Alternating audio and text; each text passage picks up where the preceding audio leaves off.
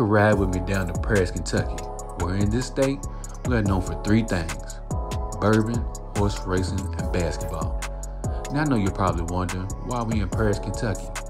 Well, the reason why is we are sitting down with Bourbon County's first African-American boys varsity basketball coach, Lamont Campbell, as he talks about his upbringing, his basketball career, and his future plans for the Bourbon County Colonels. So sit back, relax, prop your feet up as we talk to Lamont Campbell in the Coach's Corner.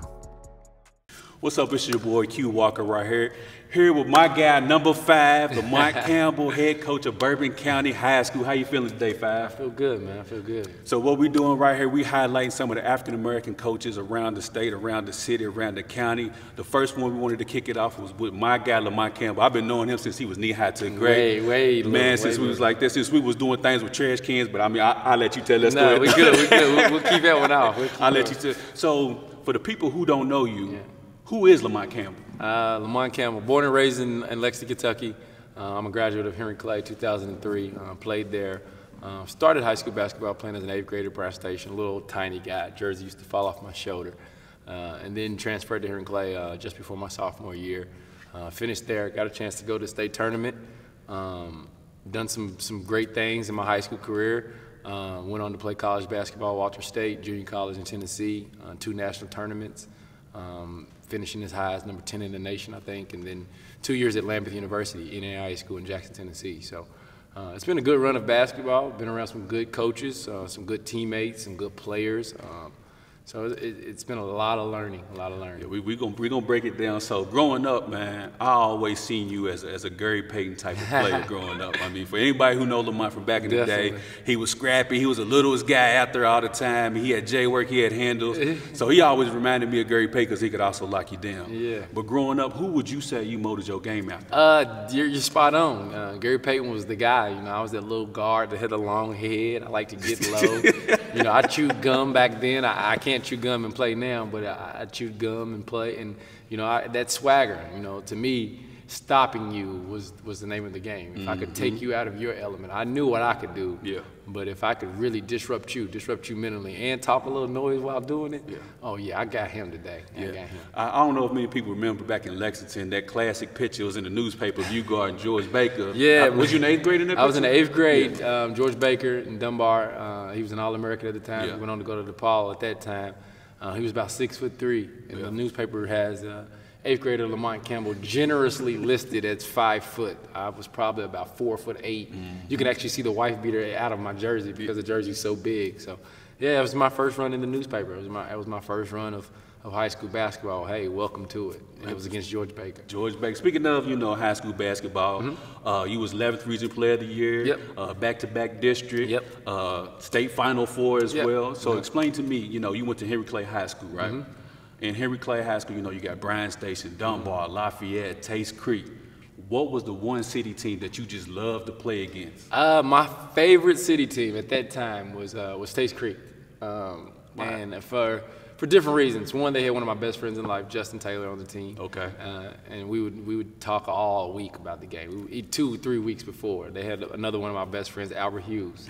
And ironically, 2 years back to back, I made Albert fall. So, you know. You got footage of that? I need that. You know what? Those games are on VHS. I don't know if anybody has a VCR. I need to find that footage. Yeah, so, but yeah, there is footage of that. Yes. But Taste Creek, man, one game, their whole crowd started to chant Oompa Loompa at me. And it was a sequence chant, Oompa, Oompa. And so I remember the games against Taste Creek vividly. They threw quarters at me one time, and I pitched a fit, and Coach Child said, well, what are you going to do, go fight the whole student section? I was like, you're right. Let's just win the game. So that was probably the biggest rival, Taste Creek. Yeah, man, it was fun. So Taste Creek was your best team to play against. Now, I know you mentioned Justin, your best friend, playing on Taste Creek. Was he the best player you wanted to play against, or was there somebody else in the state, in the city, that you just couldn't wait to play against? Nah, you know, in the city-wise, I carried a chip and an ego that I really didn't care who any of them were. I love the chance, you know, going into that state tournament run, the second round of the regional tournament, we played Lexington Catholic. And they're the defending state champion. Lexington Catholic's running around, they got Demetrius Green, a.k.a. Duna. They got Harrison Morton. They got Will Graham. And then they got Brian Smith, Tubby's son, who's a good friend of mine, too. All those guys are my friends. But I took that game personal. I really took that as an edge, knowing that Brian was another point guard in the region, and they would say things about Brian Smith that was better than me. That was this. So that was my edge. You know, I love B to this day. We stay all night to each other. But when it was time to play, I wanted that matchup. I wanted that. So outside of the Catholic matchup, I think everybody else, I was just like, you know what? I got them. I got that other team's point guard. I know I got them. So best game you've ever played in the high school? Best game I've ever played in high school. One that you think about and it still make you smile when you just like that right there. Yeah, a couple games. One game regular season. I give you a regular season and a postseason. Okay. Regular season, we played Frankfurt at home. I was upset for the day. I was kind of sick that day. I didn't shoot a shot in the first half. Coach Childs let into me. He ripped me a new one at halftime. And we come out of halftime, and I want to believe I shot 22 of 26 from free throw in the second half. I used James Harden then. From free throw. 22 of 26 attempts only in the second half. That's a high school basketball game. That's 16 minutes, two 8-minute quarters. Yeah. I shot 26 free throws in the second half. So I always remember that game for the obvious reason of shooting 26 free throws in a half. Like, nobody does that. And then postseason, the first round game in state tournament, we're down 9 points with a minute, and to score 9 points under a minute and hit the shot to go into overtime, that's one that's going to stick with me for ages in my brain. So 9 points in a minute. Down 9. Who scored majority of those points? I scored all 9 of those. Okay, excuse me, my bad. I apologize. I scored all 9. So you put the team on the backside, man. We're going to win it or lose it, man. It's just, trying to be a leader, trying to win, man. And when y'all went to state, you was a senior at that time? That was my senior year. Yeah. Who else was on that team? That team, man, that was probably my funnest team. Brandon Bowman, my two guard, he was my right-hand guy, man. We used to cut up in practice and stuff. Brandon Coles, Chase Mitchell, Aubrey White, super athlete. Brian Turner, super athlete. When you got those two type of guys on either wing, you can do whatever you want as a point guard. And then Joe Harden, who's a shooter, man. He was a knockdown shooter. And then my big guy in the middle, John Patterson, which you know well. You dunked on him before.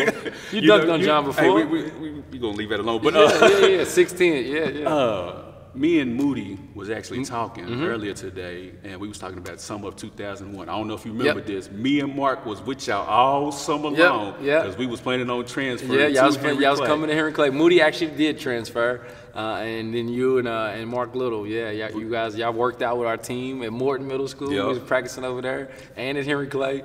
By the way, you didn't make it in the 17 when we ran. Nah, it was a wrap. Nah, anybody know me, I ain't running. You didn't make the condition. I ain't running. But yeah, you were thinking of transferring to here in Clay that summer. I remember that. Yeah. Shout out to my mom. She didn't let me transfer. But anyways, so let's go on to about your college. You said you went to Walter State. So your first experience with college, that first time on the practice floor, what was so different about it from high school? Not even the practice floor. I tell you, the real rude awakening I got in college was, one, going to Walter State. You knew Walter State was a top 25 team in the country. Okay. I knew that when they recruited me. And so when you get there and coach brings us all together that Sunday before school starts and everybody's moved in and you're meeting all your new teammates, and he says, introduce yourself. And I stand up, hey, I'm Lamont Campbell from Lexington, Kentucky, all district, all region, all state, yada. You run down your list, and then you grab a seat, and then the guy next to you who may be 6'8", or he may be another 6'1" guard or a 6'5" wing, he stands up and he says, I'm Sean Sheffield from Memphis, Tennessee. I'm all region, all district, all this. I'm, okay, he's pretty good. And then the guy next to him, I'm Marquise Crockett from Murfreesboro, Tennessee, and I'm all region, all district. Wait a minute, that's 2 guys. Then we got to go through 16, 18, 19 guys, and everybody's saying they're all region, all district. So then, it's an eye-opening thing, like, okay, it's no longer about those accolades. They don't care what I am or what I was. I got to come and show up and play. Now I got to be in front of them. Now I got to do what I can with this basketball in front of them. So that was my eye-opener to college basketball. I was like, you think you good where you from? Well, he's good where he's from. Yeah. Now let's see what's going to happen when y'all lace him up. So speaking of lacing them up, that first game, your first collegiate game, how was you feeling? What was that like? My first college game, I got a shot clock violation. But here's why. So I wasn't used to possessions at Henry Clay. There would be times in possessions where if we didn't get a shot, I could dribble around being the fastest person on the floor. Yeah. I could literally dribble the baseline or come out, restart us, reset us. Well, you can't do that in college. There's a shot clock going on. And so when we didn't get the first shot out of the set, I went and got the basketball and dribbled around to put us in another one.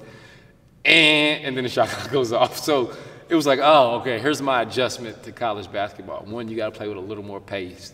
And 2, you got to be crisp in what you're running so that you get that shot, that first opportunity, because you don't have a do-over. The clock's running on you. Not only is the defense guarding you, now the clock's guarding you. Now you got to play against the clock. So, yeah, my first ever game in college, I got a shot clock. You got a shot clock violation. Yeah. And I was still dribbling. The buzzer went off, and I was still dribbling. So what was your best collegiate game that you can remember? In junior college or at Lamont? We're going to get to both of them. Okay. In junior college, Faulkner State. My All-American shooting guard, who's now an assistant coach at Tennessee State, Jerry Nichols, 6'6". Oh my God, probably one of the best scorers I've ever played with. He was out, and so my freshman year I've been coming off the bench the whole entire year. But I got to go in at the 1 and start, and they moved our normal 1 to the off the ball, and I think that game. Faulkner State brings a busload of fans wherever they go. They got their team bus, but then they have a bus full of fans. So they packed our gym more than we had.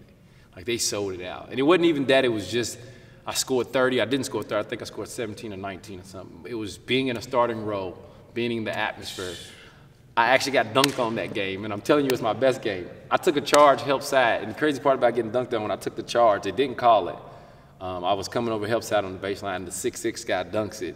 And when I fall and hit the ground, when I'm laying down, the ball gets stuck in between my legs. So you look like this fool that took a charge. And then you get the ball stuck between your legs. And then the ball's just stuck there. So everybody's waiting to take the ball out, and you're laying on the ground with the ball stuck in between you. So, yeah. But it was just such a great atmosphere. And to go out and have my highest scoring game my freshman year against Faulkner State, who was a legitimate national championship type team as well. So I would say that for Walter State, yeah. Well, so we're going to you transferred to Lambeth at Lambeth, yeah. Jackson, Tennessee, NAIA school. At the time, my first year, we were in the same conference as Georgetown, Campbellsville, Pikeville. So I got to come home and play in the Mid-South, which if anybody knows basketball, the Mid-South is basically a small level D1. The difference is they don't have 7-footers. They have 6'9" post players. They have 6'8" post players, whereas Division I, Kentucky, Louisville, they're running around with 7-footers. Yeah. But it's a very physical league. I enjoyed it. I mean, my first year, we were a national tournament team. I think we went like 21 and 12, I believe, or something like that. But it was to be that far away from home, 6 hours, close to Memphis. Memphis is an eye opener. Yeah, we'll talk about that after. Yeah, Memphis is an eye opener. So what was your best game down there? Oh, Lambeth, man. I had a few, man. My junior year, man. I especially late in the season, I really started to score the ball well, and my coach started to call a lot of high ball screens. Georgetown College, at Georgetown. Happy Osborne had this scouting report. You know, he traps all ball screens, but I've never been trapped on a ball screen because I'm so fast, or was fast, can't run anymore, was fast, and they were going under every ball screen. And so to start the game off, I think I had our first 7 maybe, and maybe first 9, and I'm hitting threes, and he's like, what in the world? Like, I can hear him screaming, what in the world? We want him to shoot that. And so it was a home game, their home game at Georgetown College. I would say that was one of my better games. And to do it against the hometown team, Georgetown, that's where I spent a lot of my summers working out, working camp. And I know when Happy he had recruited me, it meant a lot. Georgetown and Cumberland were 2 of my fun games there. Okay, so as your college career is starting to wind down, at what point did you think about maybe transitioning to coaching? Or was that something that you thought about after college? You know, I never wanted to coach. I never in a million years thought that this would be what I would be doing now 15, 16 years later. Because I didn't want to coach me. I was a hard-headed player. I know what I was like. I knew the type of player I was, but I also know the headache that I provided coaches. And being the point guard, you know, I wanted to call my own plays. I started that in high school. To me, it felt like that if I was in the game, I know the flow. Coach, you might have something you want to run, but I'm in the flow. I'm seeing the mismatch. So let me call this. Let me see who the open guy is. And I was a stubborn point guard. You know, I watch Rondo on television, and I'm like, he's a year younger than me, but I'm like, man, I know that attitude. I know what he's thinking. I can put myself in that. And so I never wanted to get into coaching, but my senior year at Lambeth, I can remember the date, January 25th. I actually tore my groin. I tore my groin 1.5 centimeters off the bone. And so if you're me at 5'9", 150 pounds, 60 pounds, your legs are everything because I got to be quick, I got to move. And so to tear my groin and have to relearn how to walk and skip and jump, you know, it's like, are you going to be a pro now? You're a different player now. You're not as fast as you once was. What are you going to do? And And so I went about it. I finished my senior year and spent the first year out of it trying to be a pro. Had 2 agents, fired them, which, you know, not that they were bad, just mishandled some situations that I thought I could have had. And then I get the call from Daniel Brown and Henry Clay, who's the head assistant when I played. He was just like, you know, hey, well, since you're back in town, just stop by every now and then and help. And I was like, all right, I guess I can go by and help the guards out a little bit. And so you start doing that a couple times, like, all right, I like showing them a pointer or two. Mm-hmm. All right, and then I'm finding myself showing up at the games, and I'm on the bench, and I'm like, okay, I ain't coming every day, but I'm coming enough. And so then you just kind of fall into it. And then my college coach calls, and he offers me a job, and so then I go back to Lamont and do a year of coaching full as a paid assistant. And that's been coaching ever since. Coaching ever since. It's been coaching ever since. So you went back to Lamont, came back to Henry Clay. To Henry Clay. Yep. When you were interviewing for head coaching positions, explain to me that moment, that feeling when Bourbon County called you, because this is your first head coaching position. Yeah, right? First ever head coaching position, first one I ever interviewed for. I've never even interviewed for one. So it's a crazy story. I had another coach was actually interviewing me from Henry Clay to leave Henry Clay and be his head assistant. And so when he was interviewing me, I called a guy that he used to work with just to kind of a reference, you know, what's it like to work for this guy, since he wanted me to come over there. And he was like, well, did you apply for Bourbon job? And I was like, no, why would I do that? Like, I'm not ready to be no head coach. He was like, well, they're waiting on your phone call, essentially. And that's basically kind of what he said. And he hung up on me. And so I got home that night and put a big coaching resume, a little 8-page, 9-page packet that explains my basketball history and my coaching influences and my philosophy, offensive and defensive. And it's like, here, let's try it. Let's give it a shot. And I did it, and Bourbon called and was like, well, will you come interview? And I was like, yeah, I guess we're at this point now. Now it's real. Yeah. And you know, it's a unique interview. You come in this room and you sit at this table and there's 7 people there. There's the superintendent, there's principals, there's board members, there's the athletic director, girls basketball coach. And they had, you know, I brought copies of my resume. Well, they had copies, and they were intrigued that I brought copies to give to them as well. So it was kind of okay. He looks ready, and then they give you this sheet, and it has the questions on it. And I can remember them telling me, you can look down at the questions if you need to.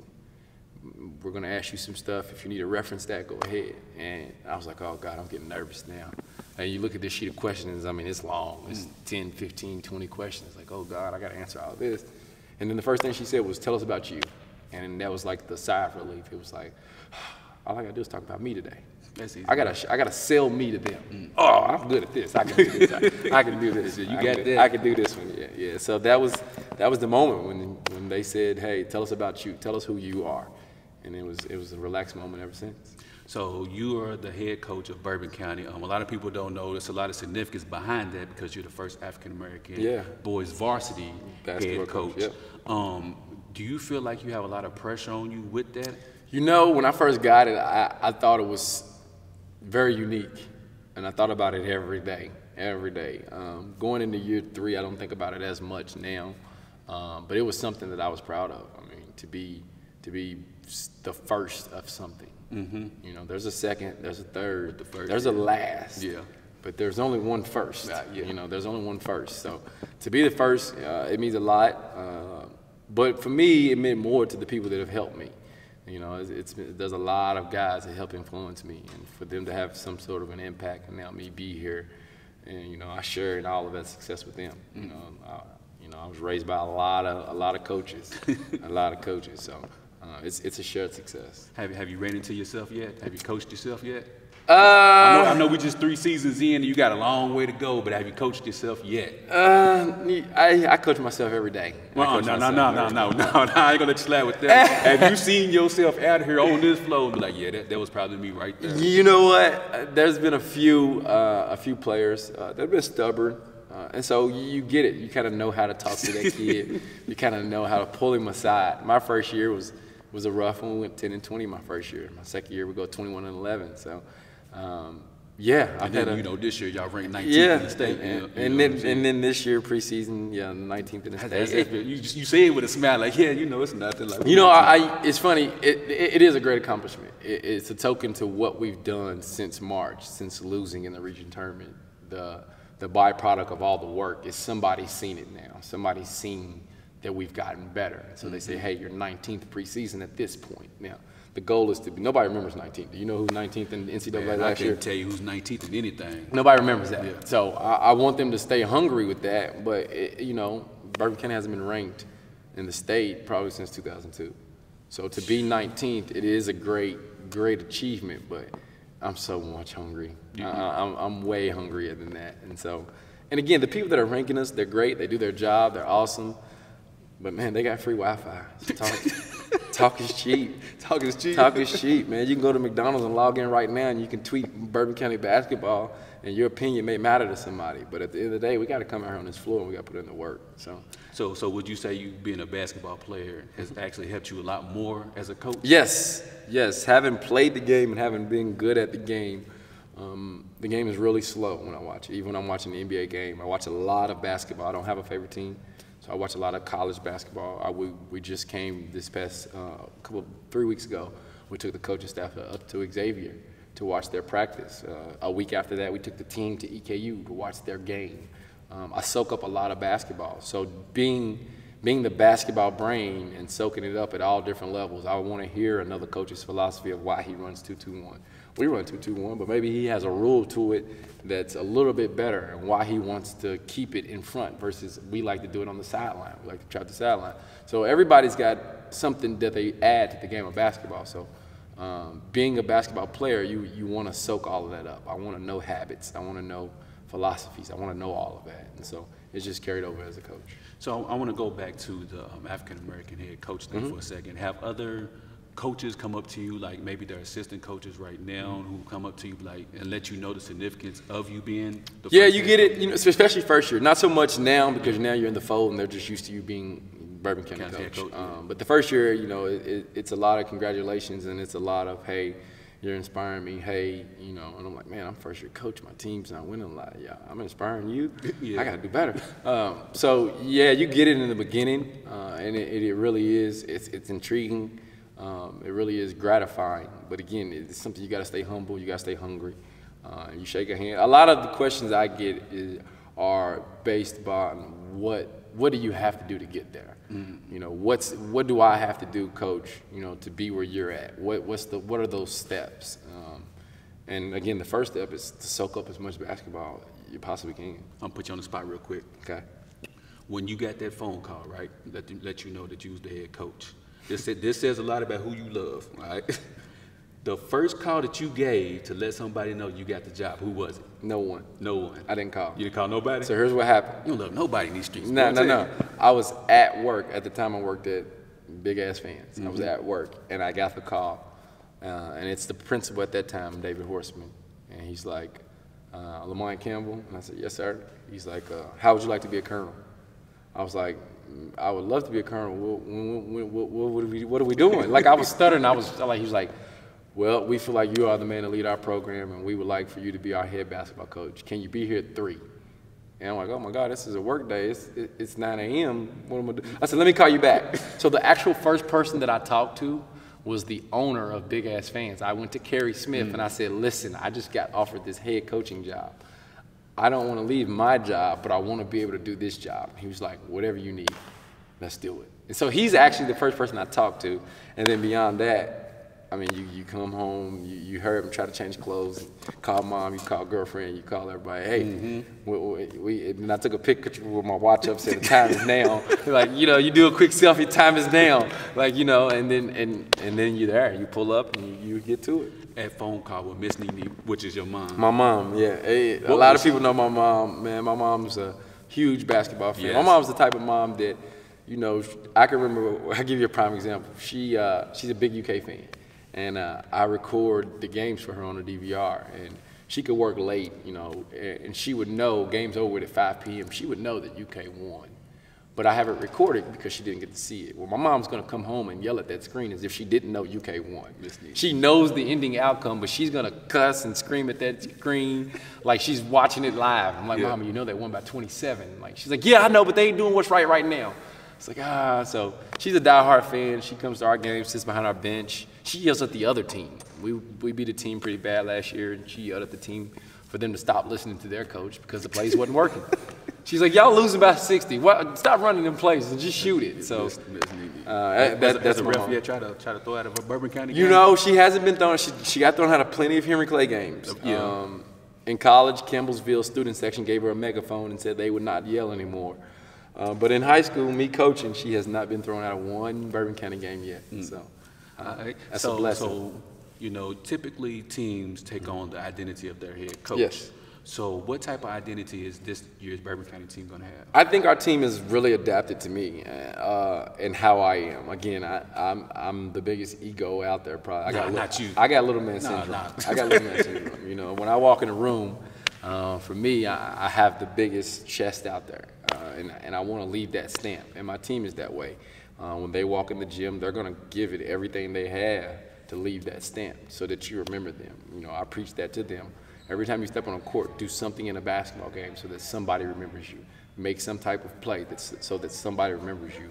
And they play hard. Our guys play hard. You know, a lot of them come from different basketball backgrounds, and to come in here and learn how to play a certain way, the right way, and to play hard all the time. It's an adjustment at first. It's hard. It's hard.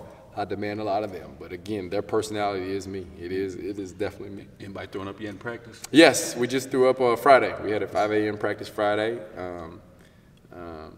Things wasn't going so well Thursday night's practice, and so we had to come in Friday morning and really clean it up, and trash cans were out. You're yelling? Yeah. I'm a ball of energy, so, you know, even when I'm celebrating with them, when a guy gets an and-one, there's no one happier in the gym than me. And if you watch it on the sideline, you'll see me jumping, dancing. You know, they just come up with a dance today that they want me to try and learn so that if we win so many games, I got to do the dance here at half court. So we got to make sure we're here for that. No, we need no footage of that. We need all the footage. You kicked anybody out of practice yet? You gave anybody, you know, the effort, get on out my gym. No, I haven't kicked one person out. Thursday night, they all got kicked out. So that's why we had the Friday 5 a.m. The whole team is going out. You said, clearly they're not putting forth the effort it takes, and their mind's somewhere else. So take your mind, take your and I told them, you know, you guys are playing with my time. You know, we're spending time watching film and getting you all prepared for your next opponent, and you come out here and practice, and you want to play around. So here's what I'll do. You guys can exit the gym, and I'll take your time. So I'll see you at 5 in the morning. And so you ever had a player yet that they were special? You could see that was special, and he's like, man, he did something on the court. And he's like, man, I remember when I could do something like that. No. Nope. No. Now they do a lot of special things. I don't want to do none of them anymore. But I mean, you see some plays that kids do. You know, today's kid, they spend a lot of time playing basketball with AAU, with high school. They go right into AAU. They don't get breaks. Now, the difference in our era, our generation, and even before that is we played outside. We would go hoop outside. We didn't mind going to the park. These kids are gym kids. They love to be in a gym, whether it's the Y, whether it's their own gym, whether it's a personal trainer. It has to be the gym. So they're not just going to sit around. So they can do some things, though, and these kids are very good at emulating the NBA and moves. They can get those moves down very early. The difference is they don't have the brain capacity to know when to do those moves, whereas the NBA knows. James Harden knows when he's doing his side step. Our kids just say, oh, I've seen James Harden do it. I'm just going to do it. They don't know that that's a reaction move. They don't know that the Euro step is a reaction. You can't just get the ball from one end of the court and dribble and say, I'm a Euro when I get down there. That's not how that moves work. So, but yeah, kids nowadays, they can move, they can do some things, but no, I don't want to. I'm a straight get to it guy. Straight get to it. So, Mont, we're going to wrap things on up. Two last questions. Who was better, Lamont the player or Lamont the coach? Oh, man. That's probably the hardest question I've never been asked that. Yeah, take your time. Think about it. Go ahead, take your time. Gemini Man. That's a good movie, right? Yeah. Will Smith versus Will Smith. That's where I got the question from. You know what? I would say, I don't know who's better, but Lamont the player would challenge Lamont the coach. Because of how loud and boisterous I am in a game, Lamont the player would take offense to that. And at some point in the game, Lamont the player would run by the bench and say something to Coach Campbell, Lamont. He would say something to him. Oh, well, I'm in y'all tonight. So, and then Lamont the coach would try to do, did y'all hear him talking to me? Yeah, Lamont the coach would go down the bench and try to fire up his guys. Y'all gonna let him talk to me like that? So It'd be a good matchup, man. Lamont the player wins because Lamont the coach can't get out here and actually get the bucket, and I got to rely on someone else to guard Lamont the player. And guard Lamont the player is hard. I do know that. Lamont the coach can't shoot one shot, so he's probably gonna lose that unless he's got a really good team. But yeah, Lamont the player is he's a different beast. Yeah, he's a different beast. So, last question. Okay. Which one would have meant more, winning the state championship as a player or as a coach? You know, so I have this rule right now. Okay. We win in 03. We made it to the semifinals. The day that I lost that game against Louisville Ballard, I ended that game with a broke hand. I broke my hand and had a mouth concussion. But I said then that I'd never go back to Rupp Arena for a high school basketball game until I take a team. And that was in 03. Here we are, 2019, and I've never been back in Rupp Arena for a high school game. I've been to watch UK, been to Harlem Globetrotters, took my son before, but I've never been to watch a high school basketball game. So I think now winning one as a coach is going to mean so much more because of what the memory does for the kids. You know, I stressed to them how much I remember 2003. I remember everything, all 3 games. I remember them telling us that we couldn't go home. We had to stay at the Days Inn on Broadway, and them taking our phones for the night. And we're from Lexington. They took our cell phones. I remember the bus from Henry Clay. I remember us going to school at Henry Clay and them telling us, y'all not going to class, go straight to the locker room. And then us chartering a bus from Henry Clay, Richmond Road, straight to Rupp Arena, and then going in the back way and wearing big headphones with a Discman, but we're walking in thinking we the stuff, but people don't know that the music's skipping because you keep moving your hand. Yeah, you know, those are lifetime memories. So I think me as a coach, if I'm able to provide that lifetime memory to the kids now, to my team now, I think that's going to mean way much more. That was my memory. These are going to be shared memories. This is going to be 15 kids, 3, 4 managers, 5 assistant coaches. So if I'm able to take them I'm taking more people. Or with being the team captain of that team, you know, we went as a group. We went together. But this being the driver of the ship, I think Coach going to be more. It'll mean more. Yeah. All right. Well, Five, I appreciate you. I appreciate you, man. I appreciate you. Make sure y'all come down, check out Bourbon County's head coach. Come on down anytime. Campbell. Yeah, definitely. Watch him yell and scream at the refs. Watch his mom from the stands yell and scream at the refs. It's just your boy. Go ahead. We'll be in Lexington. We play in Henry Clay's tournament. We play in Lexington Catholic's tournament. So we play at Taste Creek. So we got some good games around Central Kentucky. So what would be the best game to watch this season? Who is circled on your calendar? All of them. I like to go 30-0, but you know, a game is special to me. Obviously, December 14th we get preseason number 7 Henry Clay here. That's my alma mater. Coach Brown, I worked for him for 8 or 9. These years start to run together. Those kids that are seniors, I actually coached them when they were freshmen. So that's a special game. Obviously, we played them this summer, and it was a fun thing, but summer doesn't count for anything. So to have them come into my gym, to have Coach Brown bring his team in and know the history and tradition behind what I was a part of there, it's going to be fun. Yeah, coming to my gym. December 14th, 8 o'clock. Come on down. Well, Five, man. Appreciate it, man. It's your boy Q Walker signing off. We out of here. Appreciate it.